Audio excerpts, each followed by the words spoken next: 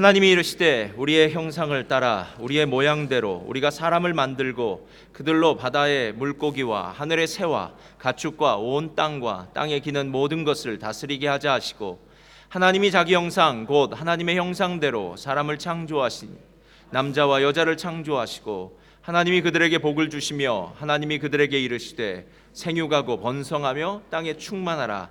땅을 정복하라. 바다의 물고기와 하늘의 새와 땅에 움직이는 모든 생물을 다스리라 하시니라. 아멘. 잠깐 기도하겠습니다. 하나님 감사합니다. 오늘도 주의 거룩한 날, 또 복된 날, 주의를 허락하셔서 우리들로 함께 모이게 하시고 하나님의 이름을 높이 올려드릴 수 있게 하심을 감사합니다. 주의 거룩한 성령이 오늘 이 시간 이 자리 우리의 마음을 붙잡아 주시고 다시 한번 하나의 은혜의 말씀으로 우리의 심령이 변화되는 시간 되게 하여 주옵소서. 사람이 자기가 보기에는 자기의 길이 곧은 것 같아 보일지라도 하나님은 그 심령을 감찰하신다고 말씀하셨사오니 언제나 우리의 마음이 하나님의 말씀 앞에 비추어지게 하시고 그 말씀으로 교훈과 책망과 바르게 함과 의로 교육하기에 유익한 말씀의 능력을 매일매일 경험하는 귀한 시간 되게 하여 주옵소서. 우리 가운데 여러 가지 문제와 또 어려운 것들을 가지고 주님 앞에 나온 심령들마다 오늘 이 시간에 다시 한번 하나님의 음성을 듣고 하나님의 은혜 안에서 해결받는 귀한 시간 되게 하여 주옵소서. 인간의 모든 모습은 사라지게 하시고 주의 거룩한 성령만이 오늘 이 시간 우리의 모두를 다스려 주옵소서. 예수님의 이름으로 감사하며 기도드립니다. 아멘. 아멘. 할렐루야. 우리 하나님 말씀 제목 한번 펼까요? 다 같이 우리 제목 읽겠습니다. 지금 시작. 지금 있는 그 자리에서 하나님께 영광을 돌리라. 오늘 전 여러분들과 함께 지금 있는 그 자리에서 하나님께 영광을 돌리라는 제목으로 함께 은혜를 나누기를 원합니다. 아마 사명에 대해서 3주 정도 제가 함께 이야기를 나누고 싶은데요. 아마 빌 하이벨스 목사님이 20대 때 트리니티 신학교를 다닐 때 그 교수님이셨던 것 같습니다. 멘토 기도했는데요. 길버트 빌지키안이라는 이 교수님이 20대 학생인 그 윌로 크릭 교회죠. 미국에서 가장 큰 윌로 크릭 교회에 빌 하이벨스 목사님에게 이렇게 말했다고 합니다. 여러분은 평생 뭔가에 삶을 바칩니다. 누구나 다 그렇습니다. 쾌락이나 물질, 인기, 권력 등 대상은 다르더라도 누구나 뭔가에 삶을 쏟아놓습니다. 이렇게 이야기합니다. 20대 청년이었던 대학생이었던 신학생이었던 빌 하이벨스 목사님은 이 얘기를 들었을 때는 이 말의 의미가 무엇인지 잘 몰랐다고 합니다. 그러나 시간이 흐르고 나서 자기의 인생을 되돌이켜 보니까 이 세상에 사는 모든 사람들은 무엇인가 자기가 원하는 것에 삶을 쏟아놓는구나 하는 생각이 들더라라는 것입니다. 그것이 학생이 하는 공부이건 또 일을 하면서 돈을 버는 일이건 취미 생활을 하는 일이건 노는 일이건 아니면 어떤 사람들은요 자는 일이건 그 어떤 일이라도 자기가 원하는 일에 자신의 삶을 쏟아놓기 마련이더라라는 것입니다. 그런데 중요한 사실은 그렇게 평생을 자기가 쏟아놓은 그 일이 나중에 하나님의 심판대 앞에 섰을 때에 하나님으로부터 판결을 받을 텐데, 만약에 하나님께서 그 심판대 앞에서 잘했다, 착하고 충성된 종아 라고 얘기한다면 그 사람의 인생은 승리하는 인생이 되지만, 내가 그토록 모든 것을 다 쏟아본 그 삶을 향해서 하나님께서 악하고 게으른 종아 라고 이야기한다면 그 사람의 인생은 정말 허무한 것을 위해서 너무나 많은 것을 잃어버린 사람은 아닐까 하는 생각이 들었습니다. 그래서 실제로 우리의 인생은 순간순간 멈추어 서야 됩니다. 멈춰 서라는 것은요, 계속 달리다 보면은 내가 얼만큼 어떤 속도로 어느 방향을 향해서 달리는지를 모르기 때문에 잠깐 멈추어 서서 내가 도대체 어느 방향을 향해 달려가고 있는가? 내가 무엇을 위해서 달려가고 있는가? 내가 과연 달려갈 힘이 충분히 비축되어 있는가? 자기 자신에 대해서 점검하는 시간이 필요하다라는 것입니다. 실제로 자기 자신을 점검한다, 우리의 삶을 점검한다고 얘기할 때 우리가 가장 먼저 보아야 될 성경이 있다면 창세기 1장입니다. 왜냐하면 창세기 1장에는 인간을 만드신 하나님, 그리고 인간을 왜 만드셨는지에 대해서 이야기해 줄 뿐만 아니라, 저를 따라하시 바랍니다, 우리의 사명을 알려주십니다. 우리의 사명을 알려주기 때문에 그래요. 그러니까 우리의 사명이 무엇인지를 다시 한번 프레시하게 생각할 수 있는 기회를 주시기 때문에 오늘 창세기 1장은 언제나 다시 한번 돌아가서 우리 자신을 이 말씀에 비추어 보는 귀한 은혜, 또 이것을 통해서 우리의 신앙을 점검하는 저와 여러분 되시기를 예수님의 이름으로 축원드립니다. 자, 1장 26절에 이렇게 이야기합니다. 하나님이 이르시되 우리의 형상을 따라 우리의 모양대로 우리가 사람을 만들고 그들로 바다의 물고기와 하늘의 새와 가축과 온 땅과 땅에 기는 모든 것을 다스리게 하자 하시고, 하나님께서 아담을 처음 창조하실 때에 아담은 다른 피조물들, 그러니까 뭐 공중에 나는 새나 들에 있는 짐승이나 뭐 이런 것들과는 달리 하나님의 형상과 모양대로 만들어졌다라고 이렇게 이야기합니다. 실제로 하나님의 형상과 모양대로 만들어졌다라는 말은요, 우리가 가장 쉽게 이해할 수 있는 방법이 있습니다. 우리 교회도 유치부, 유년부 이렇게 아이들을 보다 보면은 그 얼굴을 보면은 부모님이 누군지 대번에 알 수 있는 아이들이 아주 많이 있습니다. 우리는 보통 판박이나 붕어빵이라고 하는데요. 야, 어쩌면 저렇게 똑같을까? 어쩌면 저렇게 똑같을까? 가끔 중고등부 학생들을 볼 경우에는요, 겉모양만 똑같은 게 아니라 말하는 품새도 똑같더라고요. 그래서 야, 정말 똑같다. 그래서 옛날에 우리 어른들이 그런 속담하셨어요. 모든 도둑질은 다 속일 수 있는데 씨도둑은 못 속인다고. 그러니까 그 부모의 그 자식일 수밖에 없습니다. 어떤 분이 혹시 저한테 이렇게 얘기를 했습니다. 목사님, 저는 우리 자녀가 저와는 좀 달랐으면 하고 기대했는데 하는 짓이 정말 저랑 똑같아서 소름이 끼칩니다. 제가 그때 이야기 드립니다. 계속 끼칠 겁니다. 평생. 왜냐하면 그 시기 때문에요. 여러분 닮았지 누굴 닮았겠습니까? 다른 사람 닮으면 더 큰 문제겠죠. 결국은 정말 똑같은 그 모습은 자녀의 모습이 부모를 닮았듯이 그것이 바로 모양과 형상이라는 뜻이더라라는 거예요. 그러니까 하나님이 다른 짐승들, 다른 피조물들이 아니라 인간을 향해서는 하나님의 자녀다라는 말과 똑같다는 말이에요. 그리고 난 다음에 창세기 5장 3절을 보니까 이렇게 이야기합니다. 펴주세요. 시작. 아담은 130세에 자기의 모양 곧 자기의 형상과 같은 아들을 낳아 이름을 셋이라 하였고, 여기에 똑같은 단어가 쓰여지는 거예요. 아담이 세 번째 아들이죠. 가인과 아벨. 아벨이 죽고 난 다음에 셋째 아들인 셋, 이름도 셋째니까 셋인가 봐요.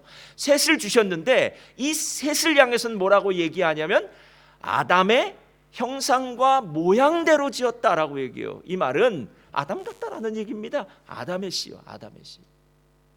그런데 여긴 조금 한번 생각해 볼 게 있어요. 뭐냐 하면 사람은 이렇게 눈, 코, 귀, 입, 머리털 이렇게 다 몸이 있는 이 모습이지만 하나님은 영이시기 때문에 우리 같은 이런 기관들이 없습니다. 이런 기관들이 있을 필요가 없으시죠.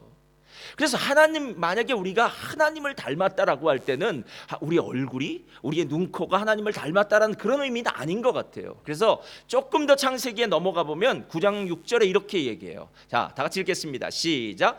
다른 사람의 피를 흘리면 그 사람의 피도 흘릴 것이니 이는 하나님이 자기 형상대로, 여기 또 나와요. 이 말이 무슨 말이냐면 새롭게 노아의 홍수가 끝나고 난 다음에 하나님이 언약을 맺으시면서 이렇게 얘기하는 거예요. 야, 너희들이 만약에 다른 사람의 생명을 귀하게 여기지 않아서 폭력으로 다른 사람을 죽이면 너는 하나님의 형상이 아니야 라고 얘기하는 거예요. 여러분, 실제로 하나님의 형상이라는 말은요, 하나님의 인격 그리고 하나님의 마음을 닮은 사람이 하나님의 형상이에요. 그러니까 하나님과 같은 인격체죠. 그러나 죽이는 것, 폭력적인 것, 도적질하는 것, 이간질하는 것, 그리고 분열하는 것, 이건 하나님의 속성이 아닙니다. 하나님이 계신 곳에는 평화가 있는 줄 믿습니다. 하나님이 계신 곳에는 하나됨의 역사가 있는 줄 믿습니다. 하나님이 계신 곳에는 기쁨이 있는 줄 믿습니다. 그러면 하나님의 것이 아니라면 누구의 속성이겠습니까? 그거는 우리가 그토록 경계해야 되는, 분별해야 되는 사단 원수마귀의 속성 아닙니까? 죽이고 도적질하고 멸망시키는 것, 이건 도적이 올 때 우리들에게 주어지는 것입니다.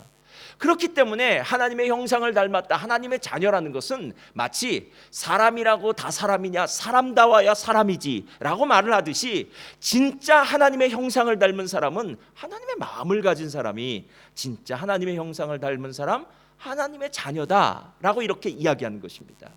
그리고 난 다음에 생각해 보니까 이 말이 맞는 것 같아요.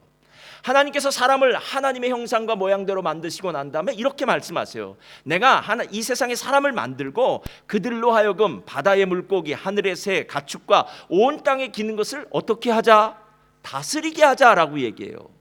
여러분, 다스린다는 말은 본래 하나님께만 속한 말입니다. 하나님이 권세가 있다, 권위가 있다고 얘기할 때 다스림이라고 하는 거예요. 그런데 하나님의 자녀된 우리가 드디어 하나님의 권세를 가지고 다스릴 수 있는 능력을 갖게 되었다는 겁니다. 그래서 인간은 창조할 때부터 특별한 존재로 창조되었고 하나님처럼 세상을 다스릴 수 있는 존재로 창조된 것입니다. 그래서 정말 대단한 거 아닙니까? 실제로 하나님이 힘이 없어서, 하나님이 나이가 드시고 부족해서 하나님이 우리로 대신해서 세상을 다스리라고 한 게 아니더라라는 거예요. 제가 보니까 아들을 키우시는 분들은요, 대개 이렇게 말씀하시더라고요. 아들을 키우면, 목사님, 이 아들이 자라고 나니까 이 아버지에게 참 든든한, 가정의 든든한 방패막이 같습니다, 이렇게 얘기하더라고요. 그리고 또 딸을 키우는 분들은 이렇게 얘기하더라고요. 아유, 딸이 자라나니까 엄마에게는 참 좋은 친구, 또 든든한 또 바람막이가 되더라고요, 이렇게 얘기하더라고요. 언제 부모가 가장 기쁠까를 생각해 보니까요, 정말 내가 보기에는 너무 아직도 어린 것 같고 아직도 미성숙한 것 같은 아이가 어느 날 부모님을 생각해서 부모님을 위로해 준다거나 또 부모님을 위해서 어떤 일을 해줄 때, 그때 부모는 그 자녀를 보면서, 아, 우리 아들 참 잘 자랐구나, 우리 딸 참 잘 자랐구나, 내가 이렇게 열심히 수고해서 키워놨더니, 저를 따라하시 바랍니다, 자식 덕을 볼 날도 있구나. 있을까요, 없을까요? 왜 이렇게 대답이 약하세요? 있을까요, 없을까요? 있습니다. 할렐루야. 여러분, 이 믿음을 갖고 사셔야죠. 이 믿음을. 그럴 줄 믿습니다. 여러분, 내 자녀가 그냥 어린 것만 갖고 아무것도 아닌 것 같은 것이 아니라, 어느 날 아버지가 하는 일을 대신한다거나 엄마의 일을 함께 도와줘서 대신하는 그 모습을 보면서 부모는 참된 기쁨을 느끼듯이, 하나님의 형상으로 지음받은 우리 하나님의 자녀가 하나님이 하시는 일을 같이 하는 걸 보면서요, 하나님이 얼마나 기뻐하실까, 그래서 하나님이 우리를 다스리게 만드셨구나 하는 생각이 들었습니다. 여러분, 그렇다면 성경이 우리들에게 거기서 끝나는 게 아니에요. 성경은 우리들에게 구체적으로 그때 우리의 사명이 무엇인가, 우리가 어떻게 살아야 될 것인가도 하나님이 말씀해 주십니다. 28절 우리 한번 다 같이 읽겠습니다. 시작. 하나님이 그들에게 복을 주시며 하나님이 그들에게 이르시되 생육하고 번성하여 땅에 충만하라, 땅을 정복하라, 바다의 물고기와 하늘의 새와 땅에 움직이는 모든 생물을 다스리라 하시니라. 제가 이 말씀을 묵상하다가요, 지금까지는 이 말씀을 그냥 지나쳤던 적이 참 많아요. 그냥 외웠습니다. 생육하고 번성하고 충만하고 정복하고 다스려라, 하나님이 이렇게 말씀하셨어, 이렇게 사명을 주신 거야 라고 생각을 하다가 이런 질문을 스스로에게 한번 던져봤어요. 생육하고 번성하고 충만한 것, 정복하고 다스리는 일이 좋은 명령일까요, 나쁜 명령일까요? 이렇게 하라는 것이 당연히 좋은 명령이겠죠. 거기까지는 저도 동의했어요. 좋은 명령이다. 근데 한 가지 질문을 더 던졌어요. 생육하고 번성하고 충만하는 것, 정복하고 다스리는 이 명령이 쉬운 명령입니까? 어렵고 수고스러운 명령입니까? 자, 이제 그것 조금 보류해 두시고 제가 가르쳐 드릴게요. 저는 아이를 2명 키우는 부모님을 존경합니다. 저는 하나니까. 하나도 존경합니다. 3이 넘어갈 때는 거의 존경이 경외의 수준으로 이어집니다. 3 플러스 4이 넘어가면 더 이상 할 말이 없습니다. 가끔 집사님들 이제 셀 모임이나 아이들 모일 때, 저도 이제 애 키운 지가 오래돼서 그런지 어느 셀에 가보니까 애가 10명 되더라고요. 걔네들 이리저리 뛰어다니면요, 우리가 셀 모임을 했는지 지금 놀이터에 와 있는지도 모르는 상태로 예배가 끝날 때가 있더라고요. 그런데 엄마는 그 전쟁터 같은 험난한 시간들을 꿋꿋하게 이겨내더라고요. 여러분, 1명 키우는 것도 어렵고요, 2명 키우는 것도 어렵고요. 예전 같아서 생육하고 번성하라, 충만하라는 문자적인 의미로 자식들 키우는 거 보면요, 정말 어려워요. 무자식이 상팔자입니다. 없는 게 차라리 난지도 몰라요, 여러분. 차라리 편합니다, 진짜요. 이거 어렵습니다, 진짜요. 근데 이것만 어려운가 했더니 그게 아니에요. 그 다음 건 더 어려워요. 너희는 이 땅에 있는 것들을 정복하고, 땅을 정복하고 이런 것들을 다스려라라고 얘기하는데, 정복하고 다스리라는 이야기는요, 그 당시에 만약에 농사를 짓는 사람은 땅을 정복하는 것이고요, 가축을 이렇게 키우는 사람들은 가축을 다스리면서, 사냥을 하는 사람들은 사냥을 하면서 다스리면서 살라라는 거예요. 지금으로 말하면은 여러분들이 지금 하고 있는 일들 가운데서 얼마나 열심히 잘하고 다스리고 정복하고 살고 있느냐라는 거예요. 여러분, 일이 얼마나 힘듭니까? 우리 젊은 친구들 잘 들어야 돼요. 여러분이 어떤 직업을 가지고 난 다음에 그 직업에 정복하고 다스린다, 세상 말로 한다면 성공하는 수준까지 올라간다, 프로페셔널한 수준까지 올라가기 위해서는요, 어렵고 힘든 인턴 기간을 거쳐야 됩니다. 이 나라는 어프렌티스십 기간도 지나야 됩니다. 많은 실수와 실패, 그리고 상급자들이 이야기하는 많은 어려운 조언들, 충고, 책망, 이런 것들을 10년, 20년을 다 받고 거치고 나니까 그때 가서 겨우 성공한 사람, 다스리는 사람, 오늘 정복하는 사람, 이런 사람의 이름을 얻을 수 있더라는 거예요. 근데 이것도 실은 얼마 전 옛날 얘기예요.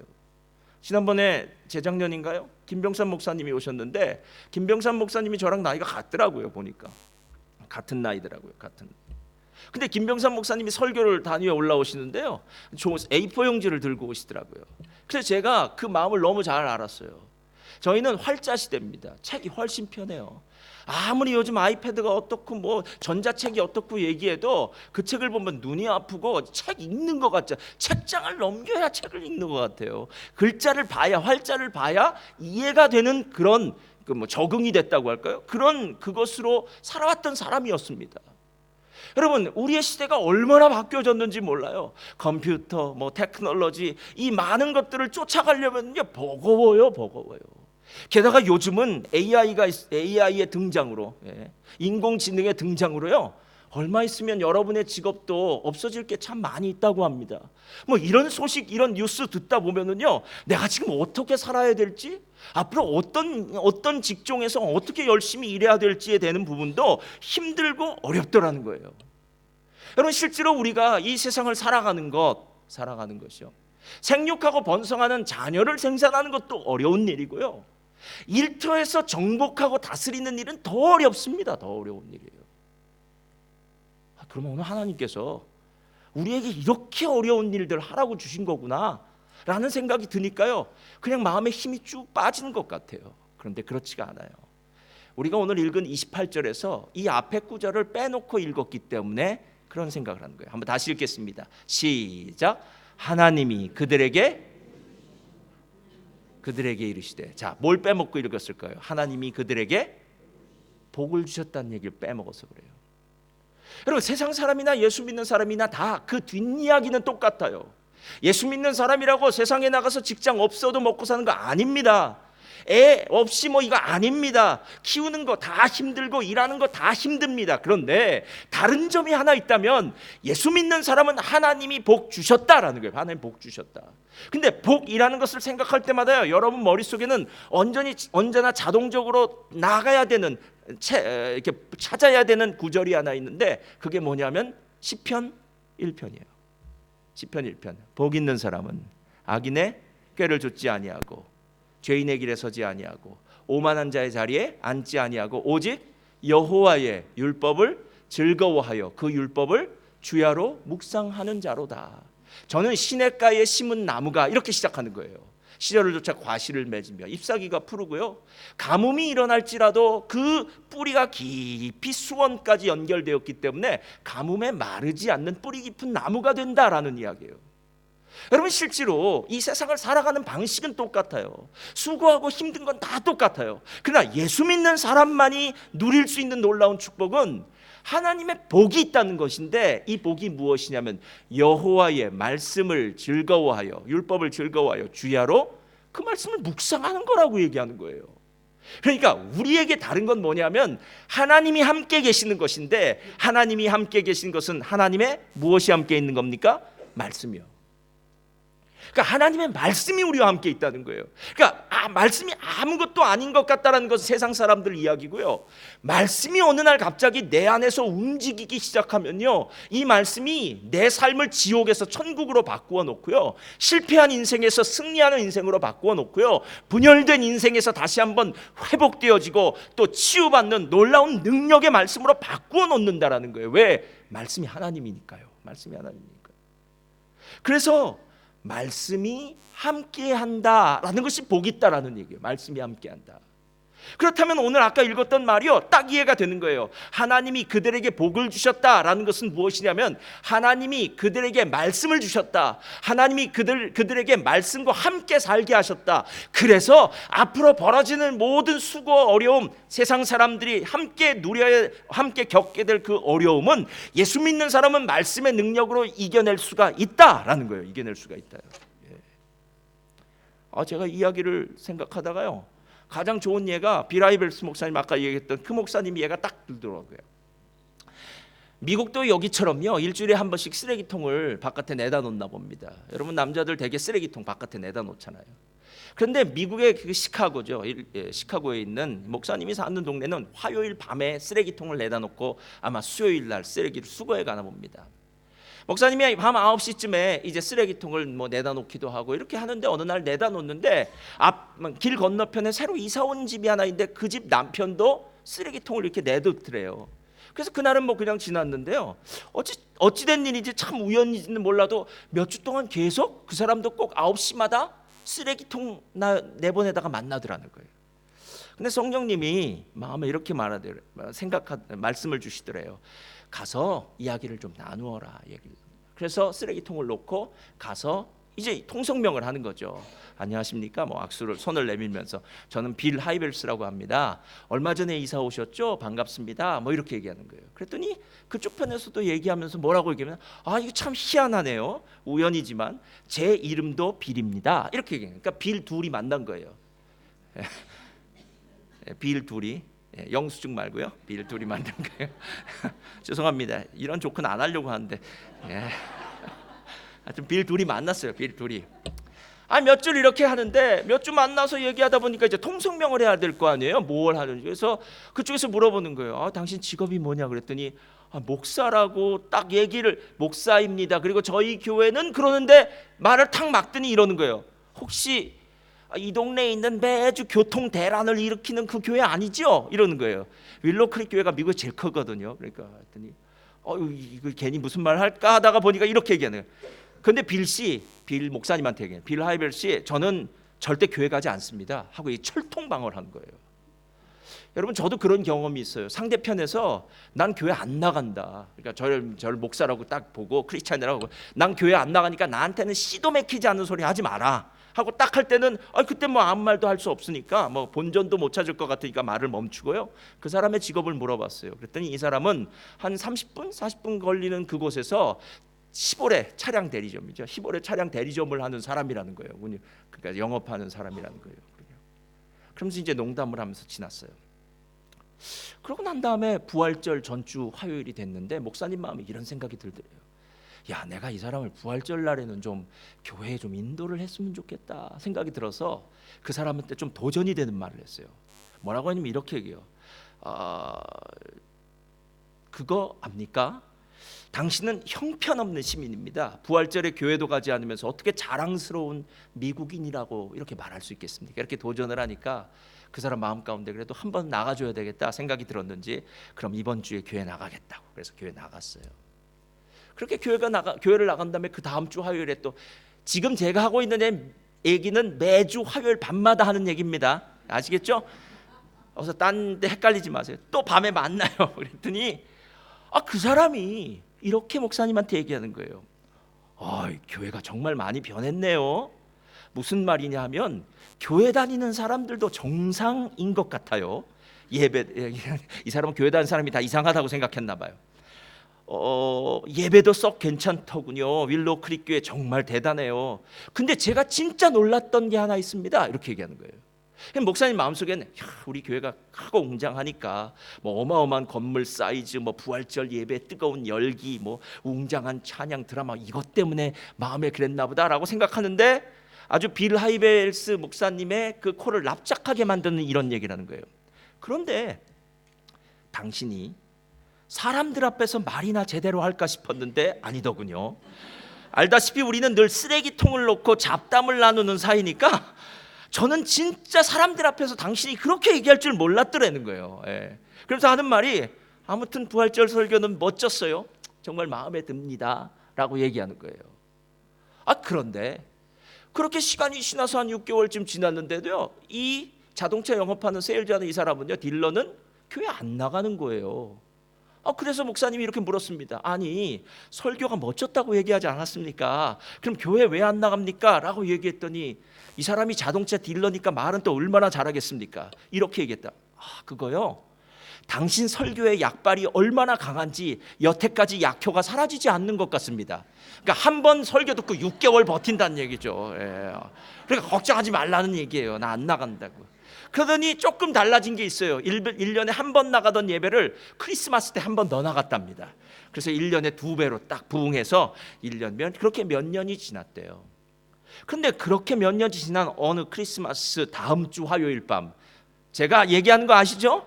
화요일 밤에 쓰레기통을 내놓다가 시카고의 매서운 바람을 뚫고 쓰레기통을 버리고 돌아가려고 하는데 그 사람이 등 뒤에서 이렇게 불러요. 그런데 이번에는 호칭이 달라졌어요. 빌 씨가 아니에요. 목사님, 크리스마스 이브 예배 때 말이죠, 저 거기서 그리스도를 영접했어요. 에이, 또 농담하는 거겠지. 아니요, 예수님께 제 삶에 들어와 달라고 부탁했어요. 정말로요. 그리고 제 삶의 주인으로 삼고 싶다고 말했어요. 아직 저는 뭔지는 모르겠어요. 내가 하룻밤 사이에 극적인 변화를 겪을 것 같지는 않아요. 하지만 내 마음은 분명해요. 예수님을 제 삶의 가장 꼭대기에, 가장 중심에 모시고 싶어요. 도와주세요. 이렇게 얘기하는 거예요. 놀랍죠? 그날 밤 이후로 화요일 날 쓰레기장의 이 모임은, 잡담을 하는 모임은 초신자를 위한 집중 교육 시간이 되었고, 매일 영적인 행로에 대해서 이야기했고, 목사님이 준 책을 서로 읽고 서로 토론하는 시간이 되었는데, 어느 날 빌 하이벨스 목사님에게 이 사람이 이렇게 전화를 했답니다. 목사님, 우리 교회에 돈 문제로 고민하는 사람들 있죠? 이를테면 싱글맘이나 사업에 실패한 사람들 말이에요. 아무래도 내가 자동차가 전공이니까 자동차 대리점을 하니까요, 그걸로 돕고 싶어요. 이렇게 얘기하는 거예요. 도대체 무슨 영문인가 봤더니 성령님께서 자기 마음 가운데 자동차 2대를 기증하라는 마음을 주셨다는 거예요. 그리고 나서 대리점을 보니까 대리점에 자동차 2대가 있다는 생각이 버뜩 들었다는 거예요. 그래서 목사님이 얘기하십니다. 성령님이 시키시는 일에 무조건 따라야죠. 그랬더니 이 사람이 물론이죠, 하나님의 말씀에 심어주신 계획이라면 밀고 나가겠습니다. 그리고 난 다음에 자동차 2대를, 이 빌 하이벨스 목사님 교회는 크니까 거기서 어려움 당한 사람들한테 이렇게 자동차를 주는 그쪽에 기증을 해서 그 자동차를 그 어려운 사람들에게 주었다라고 이야기합니다. 근데 놀라운 사실은 그 다음에 벌어져요. 그리고 난 다음에 화요일 밤에 또 만났는데 그 사람이 이렇게 얘기해요. 목사님, 교회의 자동차를 가져가는 순간이 저에게는 인생의 가장 최고의 순간이었습니다. 이렇게 얘기해요.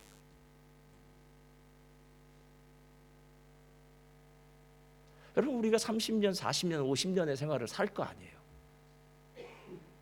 여러분이 다른 사람들에게 박수를 받는, 또 존경을 받는, 큰 성공을 이룬 그런 날도 있을 거 아니에요. 아마 여러분이 그렇게 소원하던 자녀를 낳은 날이 될 수도 있고요, 자녀가 상을 받은 날이 될 수도 있고요. 한번 여러분의 인생 가운데는 정말 최고의 날이라고 이야기할 수 있는 날이 분명히 있었을 거예요. 그런데 이 빌이라는 사람이 하나님의 성령의 음성을 듣고 하나님의 성령의 음성대로 그렇게 자신에게 있는 것, 자긴 자동차 딜러니까 그 일을 했던 그 순간이 나에게는 최고의 순간이었습니다 라고 얘기했다는 거예요. 제가 이걸 보면서 이런 생각이 들었어요. 뭐냐면 인생은 최선을 다해서 사는 거예요. 그건 예수 믿는 사람이나 안 믿는 사람이나 똑같아요. 예수를 믿었다고 해서 우리가 다른 일을 하는 사람이 아닙니다. 예수를 믿었다고 해도요, 우리는 다른 직업이 없어요. 지금까지 여러분이 카펜터면 카펜터고요, 간호원이면 간호원이고, 의사면 뭐 여러 가지 회사원이면 뭐 엔지니어면 모든 거 여러분이 지금까지 하던 일을 똑같이 하는 거예요. 하나님은 지금까지 지금 여러분이 하고 있는 일을 바꾸라고 얘기하지 않아요. 그것보다 더 중요한 일을 하신다고요. 그것은 무엇이냐면 당신의 내면을 바꾸신다는 거예요. 당신이 지금까지 세상의 물질을 향해서 아니면 자기의 욕심과 자기의 어떤 목표를 향해서 달려왔던 그 길을, 그 목적을 하나님으로 바꾸어 놓고 하나님의 마음을 두고 생각을 하다 보니까 내면의 주인이 바뀌어지니까요, 그 다음부터 사람이 달라지더라는 거예요. 분명히 이 사람은 어제도 그 사람이었고 오늘도 그 사람입니다. 근데 신기한 거는요, 어제 그 사람일 때와 오늘 그 사람의 모습이 다르다는 거예요. 당신 왜 오늘 달라졌지? 뭐가 당신을 이렇게 변화하게 만든 거야? 당신 진짜 변했어. 무엇이 당신을 지금 이토록 이렇게 만든 거야? 라는 이야기를 듣는 것, 이것은 바로 내 삶의 주인이 하나님이 되신 것이고요, 내가 하나님의 자녀가 된 것이고, 하나님의 자녀가 됐다면 하나님의 마음을 품는 사람이 되었더라라는 거예요. 그리고 나 생각해 보니까 아마 이따 이 찬송 좀 부르고 싶은데요, 우리가 부르는 복음성가 중에 이런 복음성가 있죠. 아버지 당신의 마음이 있는 곳에 나의 마음이 있기를 원합니다. 아버지 당신의 눈물이 있는 곳에 나의 눈물이 있기를 원합니다. 여러분, 사람은 아무것도 아니에요. 가끔 우리 사람한테 실망한다고 얘기해요. 실망할 수밖에 없어요. 여러분, 사람한테 어떻게 안 실망하겠습니까? 예. 나랑 평생을 약속했던 남편과 아내도 나에게 실망의 대상이 됩니다. 내가 그토록 헌신하고 정말 모든 것, 생명까지도 주었다고 얘기하는 자녀들에게도 실망할 때가 있습니다. 나를 그토록 사랑한다고 이야기하는 그 부모에게도 실망할 때가 있습니다. 여러분, 누구한테 실망 안 하겠습니까? 예. 그러나 중요한 것은요, 내 안에 하나님이 들어오신 거예요. 그러니까 하나님의 마음을 가지니까 더 이상 세상과 사람은 보이지 않고 하나님의 마음이 보여지니까 다른 삶을 살기 시작하더라라는 것입니다. 사명 무엇인 줄 아십니까? 지금 여러분이 하고 있는 일 열심히 하십시오. 그 일이 굳이 다른 사람들을 속이거나 나쁜 일이라면 그렇다면 그만두셔야 되겠죠. 하나님을 믿는데 방해되는 일이라면 저는 그만두라고 얘기하고 싶습니다. 그러나 하나님을 믿는 것에 방해되는 일이 아니라면 여러분 열심히 사십시오. 열심히 사십시오. 예. 정복하고 다스리라고 말한 것처럼 여러분이 그 분야에서 최고의 사람이 되십시오. 예. 하나님이 원하시는 것은 그게 아니에요. 그건 모두가 다 그렇게 돼야 돼요. 그러나 한 가지만 잊지 말라는 거예요. 하나님이 복을 주셨다. 하나님 말씀을 주셨다. 하나님이 우리들에게 이미 함께 계신다고 말씀하니까 하나님의 말씀을 붙들고 하나님의 마음을 품고 그 일들을 감당하기 시작하면 이전에 내가 살아보던 나의 모습과 이후에 복 있는 자의 삶의 나의 모습이 달라지더라는 거예요. 시편 1편의 마지막은 어떻게 끝난지 여러분 너무나 잘 아시지 않습니까? 악인은 바람에 날리는 겨와 같도다. 오래 사는 것 중요하지 않습니다. 잘 사는 게 중요하잖아요, 여러분. 바람에 날리는 겨와 같은 인생을 수천 년 산들 무슨 소용이 있겠습니까? 의인의 삶은 시냇가에 심은 나무가 시절을 쫓아 과실을 맺으며 잎사귀가 마르지 않은 것 같으니 저의 범사가 형통하리로다. 그럼 우리가 진짜 원하는 건 그거 아닙니까? 내가 열심히 일했기 때문에 그것으로 내가 만족하고 그것으로 무엇인가를 쌓아놓는 건 세상 사람들이 하는 일이에요.